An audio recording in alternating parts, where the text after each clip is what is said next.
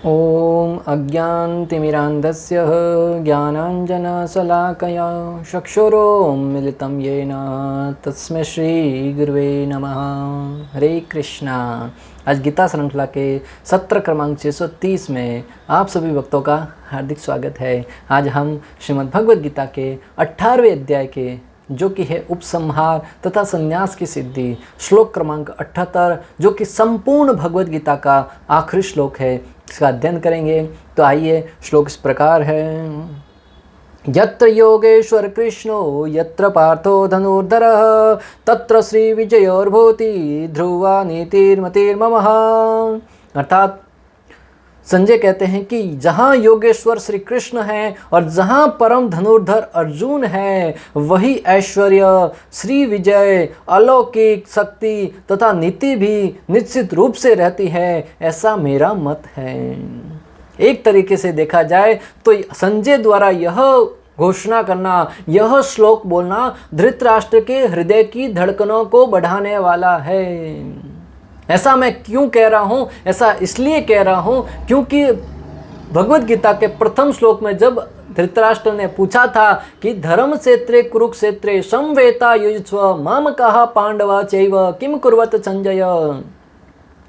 धृतराष्ट्र जिज्ञासावश पूछ रहे थे कि कुरुक्षेत्र की युद्ध भूमि में उपस्थित मेरे तथा पांडु के पुत्रों ने क्या किया, और इस आशा से यह सुनना चाह रहा था कि मेरे पुत्रों की विजय होगी, मेरे पुत्र किस हद तक विजय को स्वीकार करने में सफल होंगे।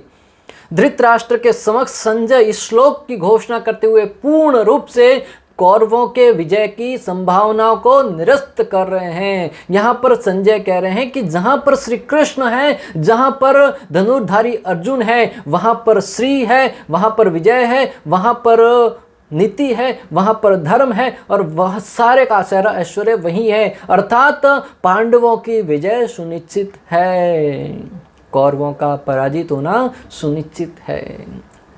क्योंकि जो महापुरुष होते हैं वो किसी भी बात को स्पष्ट रूप से कहने की बजाय एक अलग भाव में कहते हैं, जिससे सामने वाला भी समझ जाए और उसको किसी बात का बुरा भी ना लगे। क्योंकि नीति शास्त्र में कहा गया है सत्यम ब्रूयात प्रियम ब्रूयात न ब्रूयात सत्यम अप्रियम। हमेशा सत्य ही बोलना चाहिए, परंतु सत्य को प्रिय ढंग से बोलना चाहिए कि सामने वाले को बुरा ना लगे। यहाँ पर संजय स्पष्ट रूप से सत्य बोल रहे हैं, परंतु संजय सत्य को इस प्रकार प्रिय ढंग से बोल रहे हैं कि धृतराष्ट्र को बुरा भी ना लगे। अगर ऐसा कह दें कि कृष्ण वहाँ पर है इसलिए कौरवों की पराजय सुनिश्चित है, तो शायद धृतराष्ट्र को बुरा लग जाएगा। परंतु कह रहे हैं जहाँ पर श्री कृष्ण है, जहाँ पर अर्जुन है, वहाँ पर विजय और नीति धर्म सब कुछ है। अतः जहाँ पर धर्म होगा वहीं पर विजय होगी। इसलिए तुम्हें कौरवों की विजय की आकांक्षा को त्याग देना चाहिए। क्योंकि ऐसा है इसलिए अपने पुत्रों की विजय की इच्छा को त्याग दो। स्पष्ट रूप से ऐसा है इसलिए धृतराष्ट्र तुम अपने पुत्रों की विजय की इच्छा को, आकांक्षा को त्याग दो। जिस स्थान में सभी जीवों के स्वामी उपस्थित हो योगेश्वर के रूप में, जिनका वर्णन हुआ है, जिस स्थान पर संपूर्ण सृष्टि के एकमात्र स्वामी भगवान श्री कृष्ण उपस्थित हो, जिनको योगेश्वर कहकर संबोधित किया गया है। योगेश्वर का अर्थ अर्थात जिन जीवों का भगवान श्री कृष्ण के साथ संबंध है, योग है। ममेवांसो जीवलोके जीवभूत सनातनः, सनातन जीवों के साथ संबंध है, वो भगवान श्री कृष्ण समस्त योगों के स्वामी हैं। समस्त योगों को योग करने का उद्देश्य है भगवान श्री कृष्ण की प्रसन्न करना, और समस्त योगियों के जो स्वामी योगेश्वर है, उन भगवान श्री योगेश्वर श्री कृष्ण की उपस्थिति में किसी प्रकार की पराजित होना कोई प्रश्न ही नहीं उठता। जो सभी अन्य जीवों के स्वरूप को अपनी इच्छा मात्र से प्रकट और क्रियान्वित करते हैं, वह उनका पालन करते हैं। जो भगवान श्री कृष्ण अपनी इच्छा मात्र से समस्त जीवों को प्रकट करते हैं, उनका पालन पोषण करते हैं, उनके हृदय की प्रत्येक बात को जानते हैं और उनको अनंतो गत्वा उनके कार्यों के अनुरूप उनका गति करते हैं, ये भगवान श्री कृष्ण हैं। ऐसा गुण एकमात्र भगवान में है जो अन्य जीवों की इच्छा को जानते हो और उसके अनुरूप उनको फल देते हो। ऐसा गुण एकमात्र श्री कृष्ण में है। संपूर्ण विश्व में कोई विरला ही होगा जो किसी के हृदय की बात को जानता हो। जब तक सामने वाला बताएगा नहीं, हम नहीं जान पाएंगे। और एकमात्र भगवान श्री कृष्ण है जो दूसरों के हृदय की बात को जानते हैं और उसके अनुरूप उनको फल भी देते हैं। जहाँ वसुदेव पुत्र श्री कृष्ण हो, जो सारथी पर्यंत सहायताकारी हो। सारथी पर्यंत का अर्थ है कि भक्तों, जो भगवान श्री कृष्ण अपने भक्तों की सहायता करने के लिए एक सारथी का रूप भी, सारथी का स्वरूप भी स्वीकार करने में हिचकिचाहट नहीं रखते हैं। किसी भी हद तक जाकर अपने भक्तों का हित करने के लिए अपने आप को उपस्थित कराने वाले, जहाँ भगवान श्री कृष्ण हो, उनके होते हुए किसी की अपने भक्त की पराजय कैसे हो सकती है। कुछ दृष्टांत ले लीजिए भक्तों, जिससे आप समझ सकते हैं कि भगवान किस हद तक जाकर अपने भक्तों की विजय सुनिश्चित करने का प्रयास करते हैं। जब उनको लगा कि अर्जुन की पराजय हो सकती है, क्योंकि अर्जुन ने प्रण लिया था कि सूर्य अस्त होने से पूर्व अगर मैंने जयद्रथ को नहीं मारा तो मैं अग्नि समाधि ले लूंगा। जब जयद्रथ छिप गया था तो भगवान ने अर्जुन की रक्षा के लिए सूर्य देव को भी ढक लिया। जब सब लोगों को लगा कि सूर्य अस्त हो चुका है, जयद्रथ हंस हंस कर खिलखिलाकर सामने आता है, तब भगवान सूर्य को आदेश देते हैं। आदेश कौन दे सकता है? जो उनका स्वामी हो। तो भगवान के आदेश से सूर्य देव जब खिलकर वापस बाहर आते हैं खुलकर, तब तुरंत भगवान अर्जुन को आदेश देते हैं कि जयद्रथ सामने है, सूर्य भी सर पर है, गांडीव तुम्हारे हाथ में है, तुरंत बाण चलाओ और जयद्रथ का सर धड़ से अलग कर दो। और साथ ही साथ एक तीर से दो निशाना, बोले जयद्रथ का सर यहाँ नहीं गिरना चाहिए, अगर जमीन पर गिर गया तो तुम जलकर भस्म हो जाओगे, इसलिए इस जयद्रथ का सर उसके पिता की गोद में, जो तपस्या कर रहा है उसकी गोद में जाकर गिरना चाहिए। ऐसा विवेक, ऐसा ज्ञान कौन दे सकता है? एकमात्र भगवान, जो सारे के सारे श्रापों को या सारे के सारे आशीर्वादों को जानते हो। अर्जुन ने जैसे ही बाण चलाया, जयद्रथ का सर धड़ से अलग और जाकर उसके पिता के गोद में गिरा, और जहाँ गिरा वो स्थान जलकर भस्म, अर्थात पिता भी भस्म। इस प्रकार जयद्रथ का वध भी हो गया, अर्जुन की रक्षा भी हो गई। दूसरा दृष्टांत भक्तों, जब दुर्योधन को एक बार बंदी बना लिया था गंधर्वों ने शायद, तभी अर्जुन ने जाकर उनकी रक्षा करी थी, उनको बचाया था। हालांकि भीम वगैरह मना कर रहे थे, परंतु फिर भी युधिष्ठिर महाराज के कहने पर अर्जुन ने उनकी रक्षा करी। तब दुर्योधन ने एक वचन दिया था कि तुम जो मांगो मुझसे मांग सकते हो, तुम राज्य भी मांग सकते हो। तो अर्जुन ने कहा समय आने पर मांगूंगा, राज्य तो मैं खुद लड़कर ले लूँगा, तुम्हारे देने की आवश्यकता नहीं है। फिर कुरुक्षेत्र की युद्ध भूमि में एक दिन भीष्म पितामह पांडवों के प्रति थोड़े लचर नजर आ रहे थे। दुर्योधन भीष्म पितामह के पास जाकर कहता है, भीष्म पितामह तुम पांडवों के प्रति प्रेम दिखा रहे हो, इसलिए उनका वध नहीं कर रहे हो। आप युद्ध तो मेरी तरफ से लड़ रहे हो, परंतु पांडवों की पक्ष में हो, ऐसा प्रतीत होता है। दुर्योधन के वचन सुनकर भीष्म पितामह क्रोधित हो गए, अपने तरकस से 5 बाण निकाले और बोले, कल इन 5 बाणों से 500 पांडवों का वध कर लूंगा। तब दुर्योधन को लगा भीष्म पितामह कहीं ये बाण पांडवों को न दे दे या कृष्ण कोई साल न चल दे, इसलिए कहा कि बाण लाओ मेरे को दे दो, मैं अपने पास रखता हूँ, कल युद्ध में तुमको मैं दे दूंगा। भीष्म पिता ने कहा, जैसी तुम्हारी इच्छा, भगवान चाहे तो किसी से भी कोई भी काम करवा सकते हैं। दुर्योधन बाणों को लेकर घर पे गया, तभी भगवान ने अर्जुन को स्मरण दिलाया, बोले तुम्हें एक वचन दिया था दुर्योधन ने, जाओ अभी वो उस वचन मांगने का समय आ गया है। दुर्योधन के पास अर्जुन जाते हैं, बोले भ्राताश्री कैसे हो, प्रणाम किया। दुर्योधन ने कहा, मांगो, क्या मांगना चाहते हो, क्या तुम राज्य मांगने आए हो? बोले नहीं, तुमने एक बार वचन दिया था, स्मरण होगा? तो बोले हाँ मुझे ठीक से स्मरण है। तो बोले कि मैं 5 बाण मांगने आया हूँ। दुर्योधन बेचारा क्या करता, क्षत्रिय अपने जबान पर पक्के होते थे, न चाहकर भी वो बाण देने पड़े। इस प्रकार भक्तों हम देख सकते हैं कि और एक दृष्टांत आप ले लीजिए युधिष्ठिर महाराज को। गुरु द्रोणाचार्य को मारने के लिए किसी की शक्ति नहीं थी, सामर्थ्य नहीं था। यूं बारिश की भांति, आंधी तूफान की भांति वो अनेक योद्धाओं को रौंदते हुए आगे बढ़ रहे थे। भगवान ने देखा कि अगर द्रोणाचार्य को नहीं रोका गया तो कुछ ही दिनों के अंदर सारे के सारे युद्ध का पासा ही पलट देंगे। उन्होंने इसके लिए युधिष्ठिर महाराज का प्रयोग किया। युधिष्ठिर से कहा कि द्रोणाचार्य को उनका पुत्र अश्वत्थामा अधिक प्रिय है, और जब द्रोणाचार्य सुनेंगे कि अश्वत्थामा मारा गया है तो तुरंत हथियार डाल देंगे। इसलिए एक हाथी को लाया गया और भीम ने उस हाथी के सर पर जोर दे प्रहार किया, और भगवान ने युधिष्ठिर से कहा कि कहो अश्वत्थामा हता। युधिष्ठिर महाराज ने द्रोणाचार्य के पास जाकर कहा, अश्वत्थामा हता नरो वा पुंगरो वा, कि अश्वत्थामा मारा गया।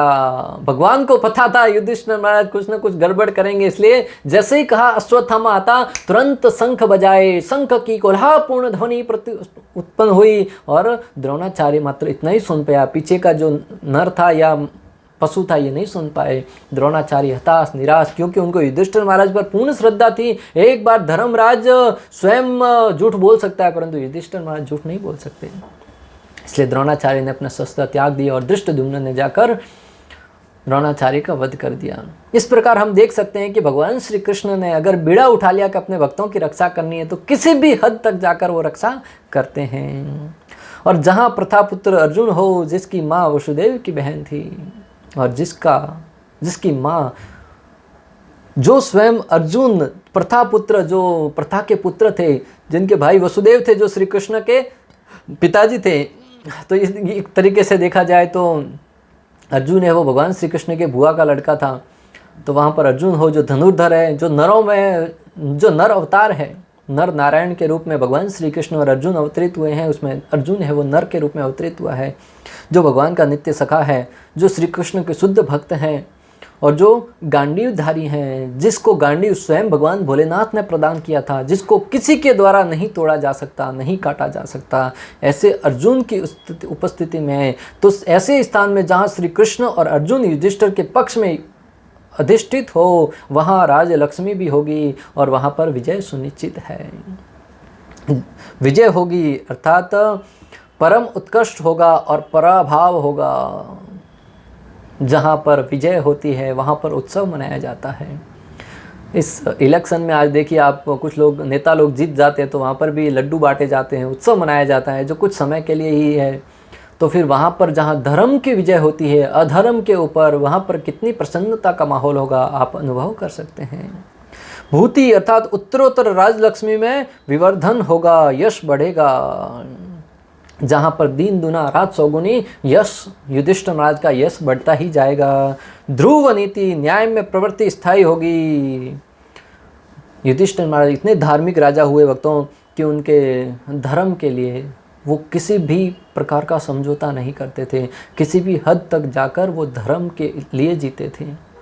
एक तो प्रभु श्री रामचंद्र थे जिनके राज्य में कोई दुखी नहीं था, जिनके राज्य की मिसाल दी जाती है, और प्रभु श्री रामचंद्र के बाद युधिष्ठिर महाराज हैं वो धर्मराज थे, उनके राज्य में कोई भी व्यक्ति दुखी नहीं था। अनेक प्रकार के राजसूय यज्ञ किए, अनेक प्रकार के उन्होंने अश्वमेध यज्ञ किए और परम प्रसन्नता के साथ सारे के सारे जीवों के साथ आदान प्रदान करते थे।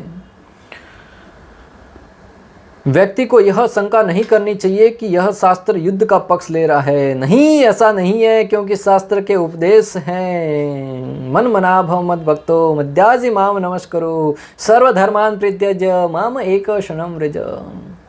इस श्लोक को सुनकर हो सकता है लोगों के मन में प्रश्न आए कि श्री कृष्ण अर्जुन को युद्ध के लिए उकसा रहे हैं, अतः इस शास्त्र का उद्देश्य यही है कि लोगों को आपस में झगड़ा करवाए। नहीं, इस शास्त्र का वास्तविक उद्देश्य क्या है? मन बना भव मद भक्तो मद्याजी माम नमस्करो। हे भगवान श्री कृष्ण कहते हैं मेरे भक्त बनो, अपने मन को मुझ में लगाओ और मुझे नमस्कार करो। सर्वधर्मान परित्यज्य माम एक शरणं व्रज। सारे धर्मों का त्याग करके मुझ श्री कृष्ण की शरण में आओ। यही संपूर्ण भगवद गीता का सार है। जो युद्ध करना है या बाकी की क्रियाएं बताई गई हैं वो तो सारे के सारे बाह्य कार्य हैं जिसके द्वारा धर्म की स्थापना हो सके। इस शास्त्र का उद्देश्य क्या है? सारे के सारे जीवों को भगवान श्री कृष्ण का भक्त बनाना। कई लोग डरते हैं भगवद गीता घर में रखेंगे तो झगड़े होंगे, महाभारत घर में रखेंगे तो झगड़े होंगे। अरे वैसे ही महाभारत घर में बनी हुई है, भगवद गीता को लाइए, झगड़े सॉल्व होंगे। भक्तों को देखिए, जिसके घर में भगवद गीता है, महाभारत है, उनके घर में कोई झगड़ा नहीं होता है, परिवार प्रेम से रहता है। और लोग डरते हैं घर में महाभारत रखेंगे, घर में भगवद गीता रखेंगे तो झगड़े होंगे। झगड़े तो वैसे ही हो रहे हैं, घर में तो प्रतिदिन महाभारत बनी हुई है, पिता पुत्र के में झगड़ा हो रहा है, पति पत्नी में झगड़ा हो रहा है, बेटी और माँ में झगड़ा हो रहा है। और कैसे झगड़े चाहिए तुमको? भगवत गीता, भागवतम, महाभारत, ये शास्त्र हमें शिक्षा देते हैं कि उन झगड़ों की स्थिति में भी किस प्रकार प्रसन्नता पूर्वक रहा जाए, किस प्रकार सुख पूर्वक रहा जाए, किस प्रकार उन झगड़ों को कम महत्व देते हुए श्री कृष्ण को महत्व देते हुए हम सारा का सारा परिवार जब कृष्ण केंद्रित होगा तब सब लोग प्रेम पूर्वक रहेंगे। आज परिवारों में झगड़े क्यों हो रहे हैं? क्योंकि प्रत्येक व्यक्ति को लगता है कि सब लोग मेरी प्रशंसा करने चाहिए, मेरी वाहवाही करने चाहिए, मेरे को केंद्र में रखने चाहिए। और जब ऐसा होता हुआ नहीं देखते हैं, पति चाहता है कि पत्नी बच्चे सब उनकी प्रशंसा करें, उनका यशोगान करें, और पत्नी चाहती है कि सारा का सारा परिवार उनका महिमा गान करे कि पत्नी घर में कितना काम कर रही है। पिता चाहता है कि उनका महिमा गान करे, वो कमा के लाते हैं। और जब दोनों की इच्छाएं पूर्ण नहीं होती है, बच्चे अपनी वाहवाही करवाने के लिए आशान्वित रहते हैं, उस अवस्था में कलह बढ़ता है। और जब पूरा परिवार केंद्र में श्री कृष्ण को रख के प्रत्येक का यही उद्देश्य होगा, श्री कृष्ण को प्रसन्न करना है, उस अवस्था में भक्तों निश्चित रूप से परिवार में शांति और प्रेम का वातावरण होगा। वृंदावन में परम शांति थी। क्यों? संपूर्ण वृंदावासियों का एक ही ध्येय था, एक ही उद्देश्य था, श्री कृष्ण को प्रसन्न करना, श्री कृष्ण की प्रसन्नता के लिए कार्य करना। अतः भक्तों अपने परिवार में सुख, शांति और समृद्धि चाहते हैं तो श्री कृष्ण को अपने जीवन का केंद्र बिंदु बनाइए। मैं विश्वास और पूर्णता के साथ आपको विश्वास दिलाता हूं कि आपके परिवार में जितने भी कलह हैं, जितने भी दुख हैं, जितने भी कष्ट हैं, कुछ ही दिनों के अंदर समाप्त हो जाएंगे और परम प्रसन्नता की अनुभूति होगी। परिवार से प्रारंभ करके गांव से, शहर से, देश से, राज्यों से बढ़कर पूरे विश्व में जब कृष्ण भक्ति स्थापित होगी, संपूर्ण विश्व जो आज जमीन के टुकड़ों के लिए या किसी व्यवस्था के लिए, किसी देश के नाम पर, धर्म के नाम पर, जाति के नाम पर झगड़े हो रहे हैं, सब समाप्त हो जाएंगे और परम प्रसन्नता का माहौल होगा। और वही वास्तविक जीवों का जीने का तरीका होगा। आज हम कहते हैं मानव है, हम उन्नत हैं, परंतु पशुओं की भांति झगड़ रहे हैं। पशुओं में भी देखा जाता है कि अपने मोहल्ले के पशु हैं, उनकी रक्षा के लिए वो हमेशा आगे आते हैं। वन का वीडियो देखा होगा तो उसमें कई बार देखिए जो बफेलो होते हैं वो एक झुंड में चल रहे हैं, अगर कोई एक शेर आकर उनके ऊपर आक्रमण करता है, सब मिलकर उसका सामना करते हैं। और मानव समाज एक दूसरे की टांग खींच रहा है, दूसरा तीसरे को गिराने का चक्कर में है। कहाँ हुए हम उनसे प्रवृत्त? अपने बच्चों का भरण पोषण तो पशु भी करते हैं, हम करते हैं, उसमें कौन सी बड़ाई है? जब तक एक दूसरे के प्रति प्रेम नहीं होगा, स्नेह नहीं होगा, तब तक भक्तों भगवान को प्रसन्न नहीं किया जा सकता, तब तक वहाँ पर खुशहाली और प्रसन्नता नहीं आ सकती। यह स्पष्ट है कि नियत कम जो 4 वर्णों और आश्रमों के अनुसार बताए गए हैं वह हृदय के शुद्धिकरण के लिए हैं और सामान्य जनता के सामने आदर्श स्थापित करने के लिए, किसमें युद्ध करना भी एक नियत कर्म है क्षत्रिय के लिए। भगवत गीता में जो 4 वर्ण बताए गए हैं, चतुर्वर्ण्य श्रेष्ठ गुण कर्म विभाग से, भगवान श्री कृष्ण कहते हैं कि 4 वर्णों का और 4 आश्रमों का निर्माण मैंने किया है। उसका उद्देश्य क्या है? समाज में प्रत्येक के हृदय शुद्ध हो सके। जिसका भाव ब्राह्मण प्रवृत्ति है, जिसका क्षत्रिय प्रवृत्ति है, जिसका वैश्य शूद्र, उसकी प्रवृत्ति के अनुसार उसको कार्य में लगाया जाए और अपना कार्य करते हुए वो भगवान की भक्ति करते हुए अपने हृदय को शुद्ध करे और कृष्ण प्रेम प्राप्त करे। और यहाँ पर अर्जुन क्षत्रिय होने के नाते युद्ध करना उनका कर्तव्य है और धर्म की स्थापना के लिए धर्म युद्ध लड़ना उनका उत्तरदायित्व है। और उस उत्तरदायित्व को जब तक अर्जुन नहीं निभाएगा तब तक समाज में अशांति फैली रहेगी और आक्रांताओं का, अनेक प्रकार के दुष्ट राजाओं का राज रहेगा। उस अवस्था में प्रजा दुखी रहेगी। अतः अर्जुन को युद्ध के लिए भगवान श्री कृष्ण प्रेरित करते हैं और उसको युद्ध में सम्मिलित होने के लिए प्रेरित करते हैं। बहुत सारे उपाय हैं, लेकिन उन सभी में भगवान के शरणागति दास के भाव में यह भगवान विष्णु को बहुत जल्दी प्रसन्न करती हैं। यही 18वें अध्याय का निष्कर्ष है। हालांकि भगवान को प्रसन्न करने के वैसे बहुत सारे उपाय हैं, परंतु सब में सर्वश्रेष्ठ उपाय यह है कि सर्वधर्मान परित्यज्य माम एक शरणं व्रज। सारे धर्मों को, सारे आश्रमों को, सारे आदर्शों को त्याग कर एकमात्र भगवान श्री विष्णु श्री कृष्ण की शरण में जाना, यही जीवन की परम सिद्धि है और यही कार्य भगवान को प्रिय है। जब हम भगवान के सामने जाकर कहते हैं कि हे भगवान मैं आपका हूँ, जिस भी अवस्था में आप स्वीकार करना चाहे करिए, उस अवस्था में भगवान हमको पूर्ण रूप से शरणागति देते हैं। विभीषण ने इसी भाव से भगवान श्री रामचंद्र के पास गए और प्रभु श्री रामचंद्र ने उनको स्वीकार करने में एक क्षण नहीं लगाया। भक्तों, भगवत गीता में परम सत्य श्री कृष्ण जो सभी आध्यात्मिक गुणों के आल्य हैं, भगवत गीता में परम सत्य श्री कृष्ण जो सभी गुणों के आल्य अर्थात जो स्थान भोजनालय जहाँ भोजन मिलता हो, और सारे गुण जहाँ मिलते हैं वो कृष्णालय। और माता यशोदा के स्तनपान करते हैं, और जो पार्थ के सारथी बन गए हैं उनका ही गुणगान हुआ है। यहाँ पर संजय स्पष्ट करना चाहते हैं कि संपूर्ण भगवत गीता में जो लोग तथाकथित श्री कृष्ण को हटाकर किसी काल को या किसी बाबा को, किसी अन्य को वहाँ पर स्थापित करना चाह रहे हैं, उनके मुख पर समाट मारते हुए, छाटा मारते हुए स्पष्ट रूप से कह रहे हैं कि जो यशोदा के लाला हैं, जो अर्जुन के सखा हैं, जो पार्थ के सारथी हैं, जो ग्वालों के ग्वाला हैं, जो गायों के ग्वाला हैं, और जो वृंदावन वासियों के सखा है, उस भगवान श्री कृष्ण का गुणगान हुआ है, उस भगवान श्री कृष्ण का यशोगान हुआ है, उस भगवान श्री कृष्ण का महिमा गान हुआ है। अतः इस अर्थ को तोड़ मरोड़ कर पेश करने की बजाय यथा रूप में स्वीकार करने का प्रयास करें और अपने जीवन को धन्य बनाएं। तात्पर्य: भगवत गीता का शुभारंभ धृतराष्ट्र की जिज्ञासा से हुआ। वह भीष्म, द्रोण तथा कर्ण जैसे महारथियों की सहायता से अपने पुत्रों की विजय के प्रति आश्वासन था। उसे आशा थी कि विजय उसके पक्ष में होगी, लेकिन युद्ध क्षेत्र के दृश्य का वर्णन करने के बाद संजय ने राजा से कहा, आप अपनी विजय की बात सोच रहे हैं, लेकिन मेरा मत है कि जहाँ कृष्ण तथा अर्जुन उपस्थित हैं वही संपूर्ण श्री होगी। उसके प्रत्यक्ष पुष्टि की धृतराष्ट्र को अपने पक्ष की विजय की आशा नहीं रखनी चाहिए। विजय तो अर्जुन के पक्ष की निश्चित है, क्योंकि उसमें कृष्ण है। श्री कृष्ण द्वारा अर्जुन के सारथी का पद स्वीकार करना एक ऐश्वर्य का प्रदर्शन था। कृष्ण समस्त ऐश्वर्यों से परिपूर्ण है और उसमें वैराग्य एक है। ऐसे वैराग्य के भी अनेक उदाहरण प्राप्त हैं, क्योंकि कृष्ण वैराग्य के ईश्वर हैं। बहुत ही सरल भाषा में समझा रहे श्रील प्रभुपाद। प्रारंभ में हमने कहा कि जिस प्रकार धृतराष्ट्र अपने पुत्रों की विजय की आकांक्षा लेकर बैठे थे, क्योंकि उनके पक्ष में भीष्म पितामह, द्रोणाचार्य और कर्ण जैसे बड़े बड़े रथी महारथी थे, परंतु संजय वो स्पष्ट रूप से समझाना चाह रहा है कि जहाँ पर श्री कृष्ण है और कृष्ण सारथी रूप में, जो कि एक अलग ऐश्वर्य की पहचान है, वहाँ पर अपने पुत्रों की विजय की आशा और आकांक्षा दोनों त्याग देना ही श्रेष्ठ होगा, अन्यथा अंत में दुख का ही कारण बनेगी। युद्ध तो वास्तव में दुर्योधन तथा युधिष्ठिर के बीच था। अर्जुन अपने ज्येष्ठ भ्राता युधिष्ठिर की ओर से लड़ रहा था। सुखी कृष्ण तथा अर्जुन युधिष्ठिर की ओर थे, अतः युधिष्ठिर की विजय ध्रुव थी। युद्ध को यह निर्णय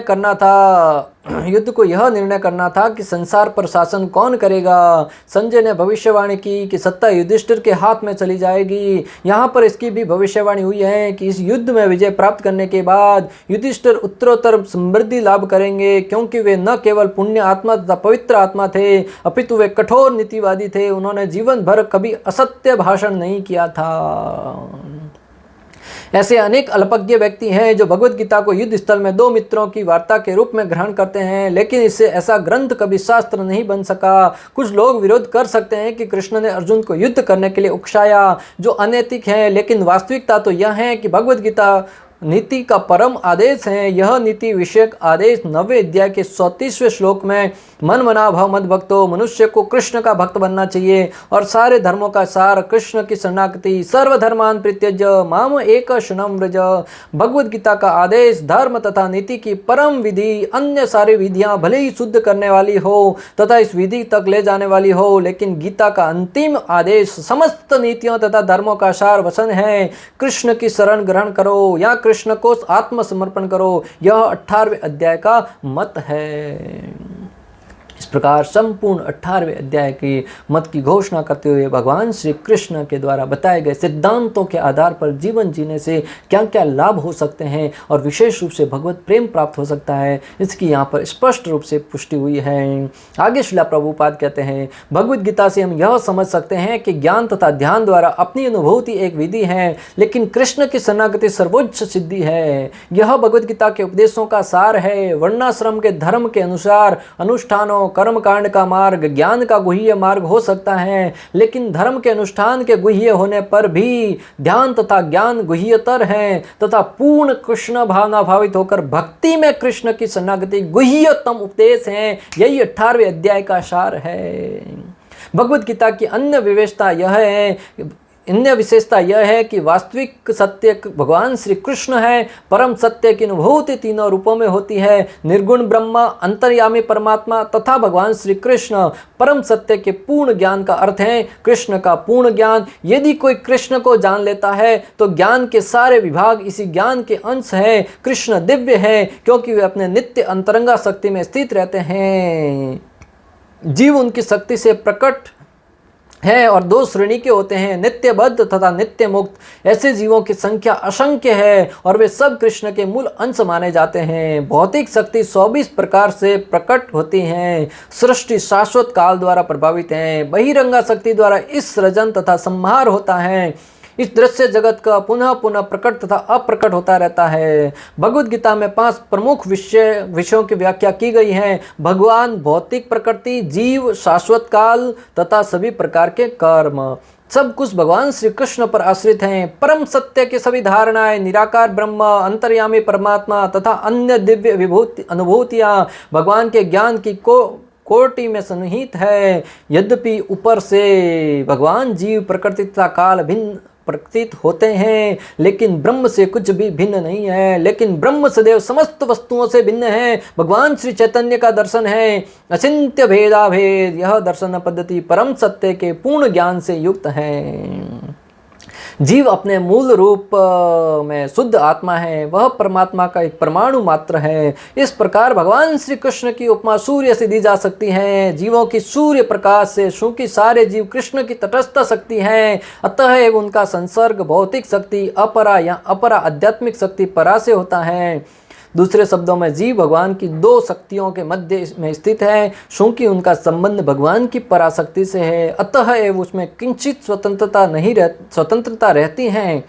इस स्वतंत्रता के सदुपयोग से ही वह कृष्ण के प्रत्यक्ष आदेश के अंतर्गत आता है। इस प्रकार वह हृदयादिनी शक्ति से अपनी सामान्य दशा को प्राप्त होता है। इस प्रकार श्रीमद् भगवद गीता के 18वें अध्याय का उपसंहार संन्यास की सिद्धि का भक्ति वेदांत तात्पर्य पूर्ण हुआ। अंत तक हमारे साथ बने रहने के लिए आप सभी का हृदयपूर्वक, प्रेम पूर्वक बहुत बहुत धन्यवाद। श्रील प्रभुपाद की जय। श्री श्री राधा गोपीनाथ भगवान की जय। श्रीमद् भगवद गीता की जय। हरे कृष्णा कृष्ण कृष्ण हरे हरे, हरे राम राम राम हरे हरे। इस प्रकार आज भगवान श्री कृष्ण की अहेतु की कृपा, गुरु महाराज के आशीर्वाद और हमारे शिक्षा गुरु जी की कृपा से संपूर्ण भगवद गीता के 18 अध्यायों के संपूर्ण श्लोकों के 630 एपिसोड की प्रत्येक श्लोक की व्याख्या का जो हमारा प्रण था, जिसको प्रण लेकर हम इस कार्य में लगे थे, वो सब पूर्ण हुआ। आप सबके आशीर्वाद से और आचार्यों की कृपा से आज इस कार्य को करने में हम सफल हुए हैं। इसमें निश्चित रूप से भगवान की कोई न कोई योजना होगी। आप सबसे करबद्ध निवेदन है कि इसी प्रकार हम पर आशीर्वाद बनाए रखें और आपका अपना छोटा भाई समझकर, अपना मित्र समझकर हमको आशीर्वाद दे, ताकि हम इसी प्रकार भगवान श्री कृष्ण के दिव्य संदेशों को, भगवान श्री कृष्ण की दिव्य शिक्षाओं को जन जन तक पहुंचाने का प्रयास करें। और हमारी प्रयास से अगर एक भी व्यक्ति के जीवन को परिवर्तित कर सके, जीवन को सफल बना सकें, तो ये हमारे लिए बड़ी सौभाग्य की बात होगी और भगवान श्री कृष्ण की अहेतु की कृपा प्राप्त करने का सौभाग्य प्राप्त होगा। आप सबसे भी निवेदन है, इस भगवद गीता के दिव्य ज्ञान को जन जन तक पहुंचाने के लिए सहभागी बने और अन्यों को भी जो ज्ञान हमें प्राप्त हुआ है, इस ज्ञान का लाभार्थी बनाने के लिए प्रयासरत हो। इस प्रकार अंत तक हमारे साथ बने रहने के लिए आप सभी का हृदयपूर्वक, प्रेमपूर्वक